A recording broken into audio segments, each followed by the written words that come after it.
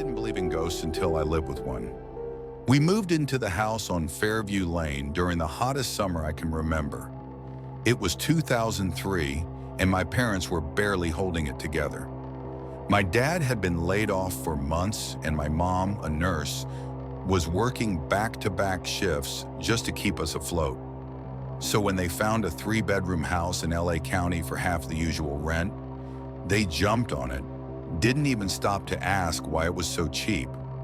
It wasn't until we signed the lease that we learned it was next to a cemetery, not across the street, not visible from the yard, next to, as in backyard, chain link fence, then rows of gravestones as far as the eye could see.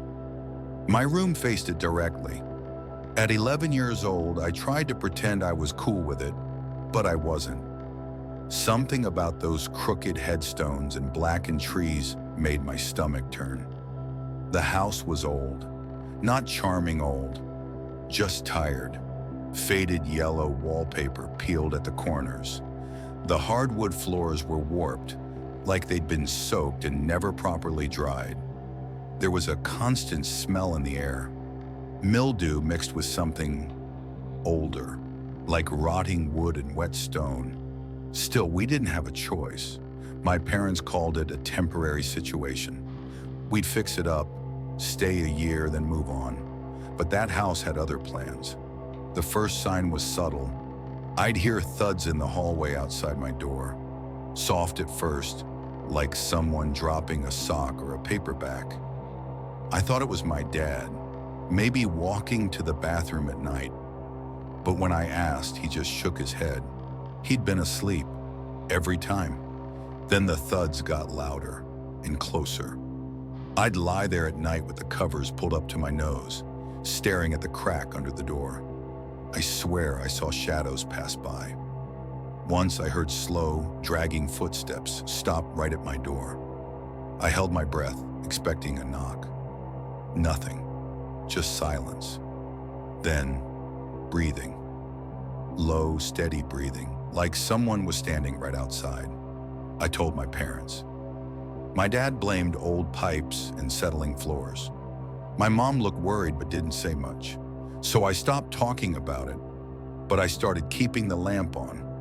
About 2 weeks in, I saw him. It happened late one night, around 1 a.m. I'd woken up thirsty and padded to the upstairs bathroom. As I was washing my hands, I glanced at the mirror and saw a figure behind me. A tall man, thin, dressed in something dark and worn-looking. His head was tilted slightly like he was curious. His face was wrong.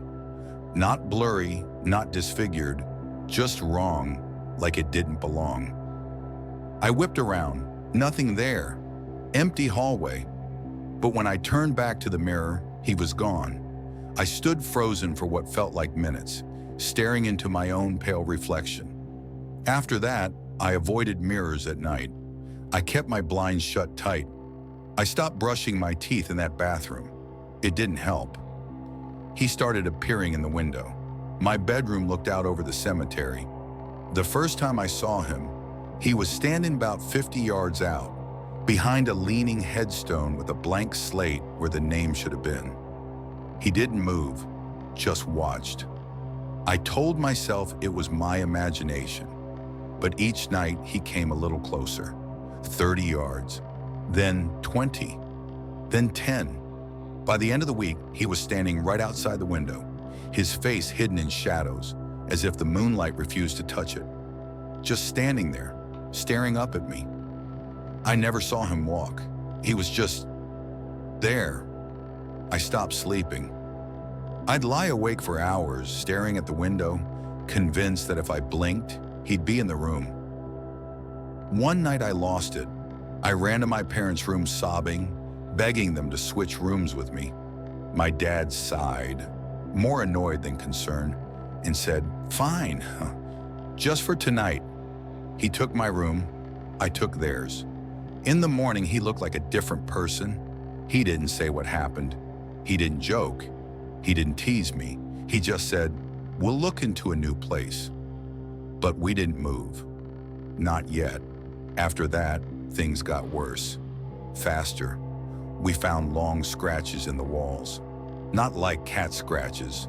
These were deep, purposeful, like someone had carved them in with a knife. Our dog stopped coming inside completely.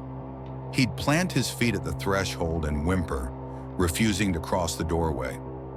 Sometimes I'd wake up and find my desk chair pulled away from the desk. Once, the closet door was wide open, even though I always made sure to shut it. Little things, always explainable, until they weren't. Then came the dirt. One morning I woke up to find a trail of it across my carpet. Black, wet soil that led from the window to the edge of my bed. My window was open, just slightly. I never opened it. I followed the trail to the backyard, trembling. The cemetery was quiet, mist rolling low between the graves. But one of them, a stone right near the edge, had been disturbed. The ground was sunken in, like something had clawed its way out. I don't remember screaming. I just remember running. We moved out 3 weeks. My parents broke the lease. My mom said she had a bad feeling. My dad said nothing. Years passed. I never went back. But out of curiosity, I looked up the house recently. I found an old article buried in a digitized newspaper archive. Apparently, that stretch of land was once part of a private burial ground for a church that burned down in the 1800s. When the city expanded the cemetery, some of the graves were relocated. Not all. Some were simply left behind, paved over, forgotten. Guess which side of the house they were under? Sometimes I still dream about the man in the window, but now in the dreams, I'm back in that room, back at that window, and he's not outside anymore. He's standing behind me, and this time I can see his face.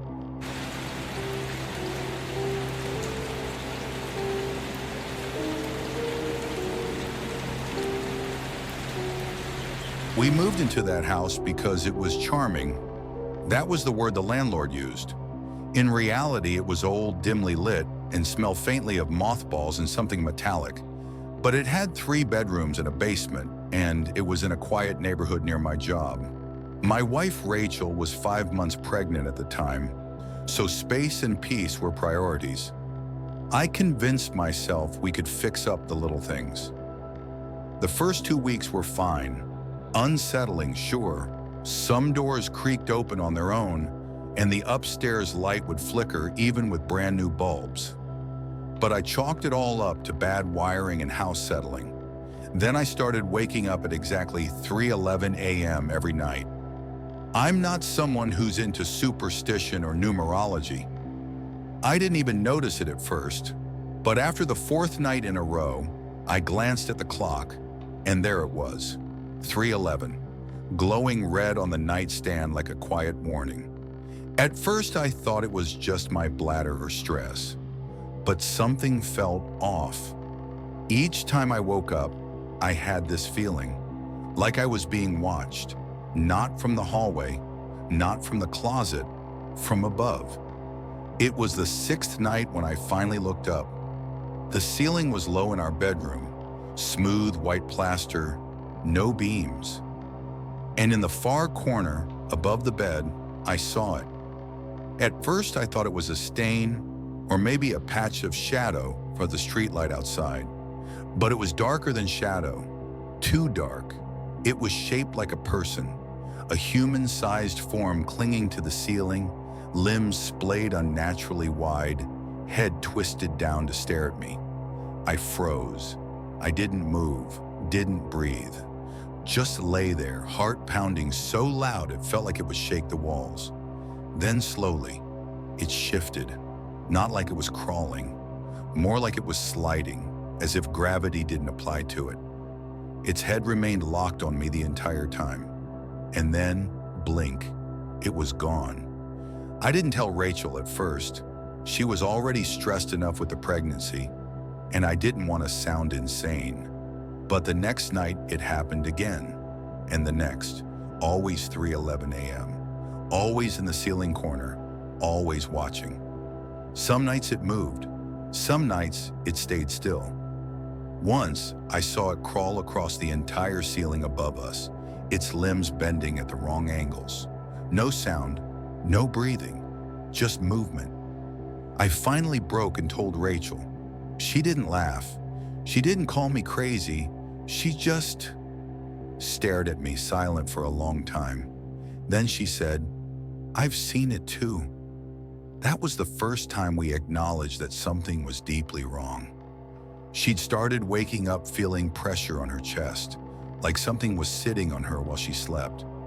She had bruises on her arms she couldn't explain, and for the past week she'd heard faint scratching noises above the bed.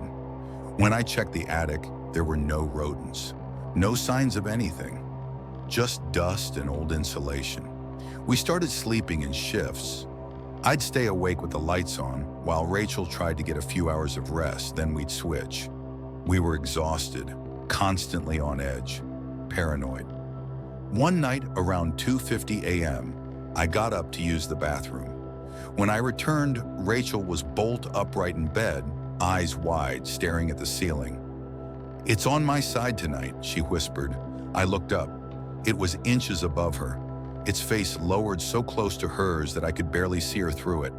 And this time it had eyes. Not glowing, not hollow, just eyes, watching, aware, focused. I threw the lamp at it. The glass shattered and the thing vanished. Rachel screamed.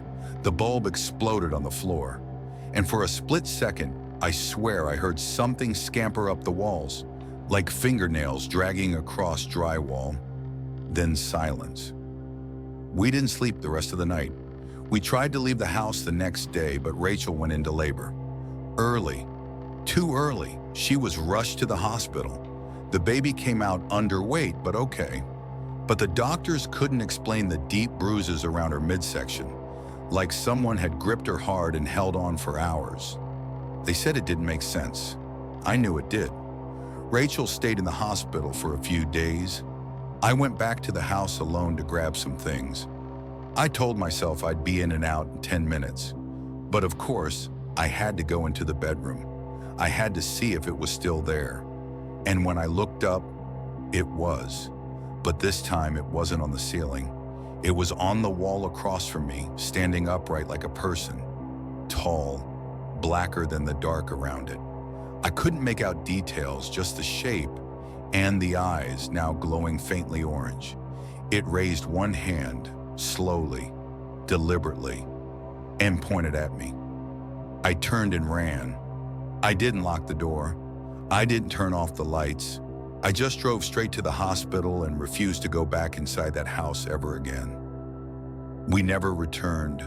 We broke the lease. Took a financial hit we're still paying off.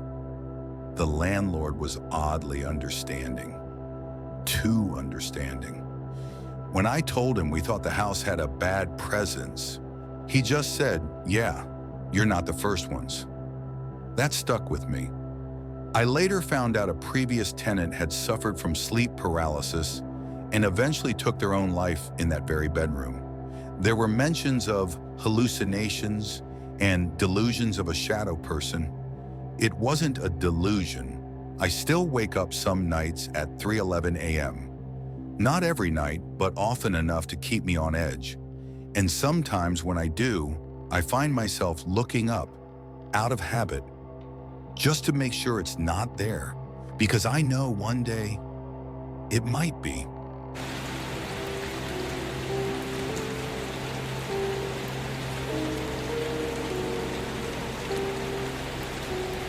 I shouldn't have gone back there, but something was calling me. They say every small town has that house. You know the one, shuttered windows, yard overrun with weeds and wildflowers. The kind of place kids dare each other to touch and sprint away screaming. In my hometown of Elridge, Tennessee, that house was the old Carrington place at the dead end of Sulfur Springs Road. It didn't just look haunted, it felt wrong, like a wound the land was trying to forget. The local legend went something like this. The Carrington family disappeared in 1953. Not moved away, vanished. Dinner left out on the table. Lights still on, doors unlocked. The kind of thing that should have been front-page news for years. But after a few weeks of fruitless searching, people just stopped asking questions. Some said they saw flickering lanterns moving through the woods behind the property for weeks afterward. Others claimed they heard crying late at night when the wind carried just right, but no bodies were ever found. No signs of struggle, nothing, just gone. And the house? It stayed empty, untouched, waiting. The first time I went inside, I was 17. It was one of those stupid dares kids give each other after a scary movie and too much soda. My friend Kyle and I were convinced we were invincible. That fear was something you could laugh your way through. The challenge was simple. Spend 5 minutes inside the Carrington house after midnight. We parked a few streets away and crept through the tree line like we were infiltrating enemy territory. Even back then, there was something about the air near that place. It felt heavier, denser, like it was resisting you, pushing back without moving. I remember the front door wasn't even locked. It was already open a crack, like the house had been waiting. We thought that was hilarious at the time. Inside, everything was frozen in a perfect moment of decay. Thick dust blanketed the furniture, but there were no cobwebs, not one. The dining room table still had 4 plates set, each with a crusted-over meal that looked mummified with age. A glass had tipped over at some point, spilling long evaporated liquid onto the lace runner. But the thing that really got me, it was warm inside. Not summer warm, livable warm, like someone had just gotten up and walked out minutes before. Then we heard it, a music box, faint and delicate, playing from somewhere deep in the house. Kyle lasted about 2 minutes. He bolted when we heard slow, dragging footsteps upstairs. Steady, deliberate pacing across the floorboards. I stayed for a little longer, just 30 seconds, frozen at the base of the staircase, heart thundering in my chest. That's when I saw it, a shadow on the wall at the top of the stairs. It wasn't ours, and it wasn't still. It moved slowly, like it was watching, waiting for something. I ran. That should have been the end of it. A scary story to drag out at parties, a memory to laugh about, but it wasn't. Last year, after my dad passed away, I came back to Elridge to settle his estate. I hadn't thought about the Carrington place in years, not until I was driving past Sulfur Springs Road. The house was still there, still untouched, still wrong, and in the upstairs window, the same one where I saw that shadow all those years ago, I swear I saw someone standing there, not moving, just watching. I didn't stop the car. I didn't even slow down. But the image burned itself into the back of my mind and refused to leave. I couldn't sleep, couldn't focus. I kept dreaming about the house, about the music box, about that shadow, about that feeling like the walls were holding their breath. Eventually, I gave in. I told myself I needed closure, that I was older now, wiser, that if I went back one last time, I'd see it for what it really was. Just an abandoned house with a creepy story.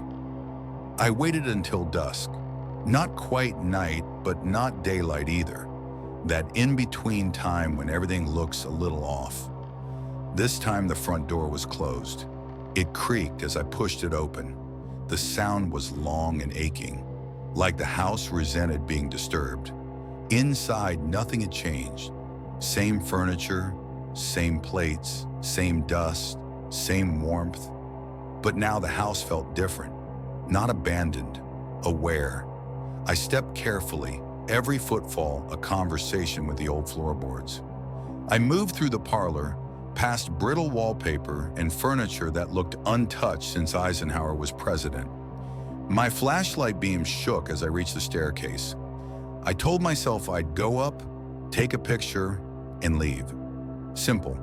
But when I reached the top, I saw them. Footprints in the dust. Fresh. Clear. Leading down the hallway to a door at the very end. Just barely ajar. Tick. Tick. Tick. The same music box. I don't know what made me keep going. Curiosity, stubbornness, something else. But I stepped forward, heart pounding, sweat cold on my back. The room was a child's bedroom, small. Soft colors faded with age. Toys arranged neatly on shelves. A porcelain doll sat upright on the bed like it had been waiting. And in the center of the floor, the music box, turning, spinning, playing. I stepped closer, and the air changed. The warmth vanished. My breath fogged. The light from my flashlight dimmed like something was draining it. Then I heard it, a whisper close to my ear. "You came back." I spun around. No one. But when I turned back to the music box, it was gone. In its place was a photograph, black and white. A family of 4 standing proudly in front of the Carrington house. Father, mother, 2 children, all smiling, and the father. He looked like me, not vaguely, not distantly. It was me. Same eyes, same nose, same scar across my cheek. One I got in middle school falling off a bike. My knees almost buckled. I looked down at the photo again, scrawled across the bottom in smeared red ink, barely legible. "Welcome home." I don't remember getting out of the house. I don't remember running, but somehow I ended up back in my car, covered in sweat, lungs burning, heart trying to tear its way out of my chest. My flashlight was gone. My phone was still inside. I think I dropped it when the air turned cold. I drove. I didn't stop until I was back at my motel. Door locked, lights on, sitting in the shower fully clothed with the water running cold. I haven't gone back since. But that's not the end. See the photo? I didn't take it with me. But 2 days later, I found it again. It was waiting for me on the desk in my motel room. Perfectly centered, same picture, same red ink. I burned it in the sink. The next morning, it was on my dashboard. And every now and then, usually when the air turns just a little too warm or the world goes a little too quiet, I'll hear it, that music box, playing somewhere I can't see. And when I dream, I'm always in that house, upstairs looking out the window, watching someone drive by, just waiting for them to come back home.